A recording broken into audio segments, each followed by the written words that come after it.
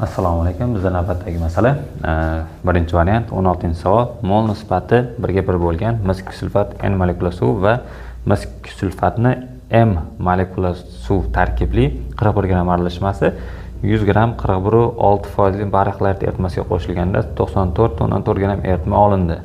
N va M qiymatini aniqlang deyilgan. Hop, berilgan qiymatlarimiz berilgan. Demak, SO4 N molekula suv, SO4 M molekula suv. Umumiy massasi barobar 41 gram. Hop, bularda mol nisbati 1:1. Ana endi massa bariy xloridimiz barobar 100 gram, foiz konsentratsiyasi esa bariy xloridni 41,6%. N plus M topilishi kerak. Hop, SO4 plus bariy xlorid, ya'ni ikkalasiga ham bular 1:1 nisbatda bo'lganda 2 mol bariy xlorid sarflanadi.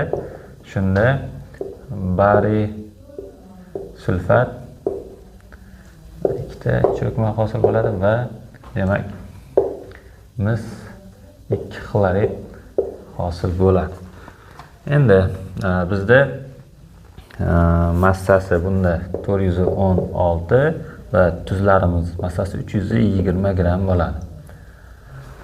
Xo'p, ana endi bizda 41,6%ligimiz qancha? 100%imiz 100 gram edi. Shundan 41,6 gramligini aniqlab oldik. Xo'p, 41,6 grammimiz 41 gram bilan reaksiya kirishsa 416 grammimiz qanchasi bilan reaksiya kirishardi? Ya'ni 2 mol bariy xlorid massasi bilan umumiy massani kristal gidratlarda aralashmasining massasini hisoblab olamiz. 416 ni 41 ga ko'paytirib 41,6 ga bo'lganimizda 410 gram chiqadi. Hop, 410. Endi undan mana bu tuzlarning massasini ayirsak, umumiy mana bu suvlarimizning massasi kelib chiqadi. Hop, demak 410 minus 320 barobar 90. Suvlarimizni umumiy massasi bizda 90 ekan va N va M qiymatlarini topish uchun 90 ni bo'lamiz 18 ga.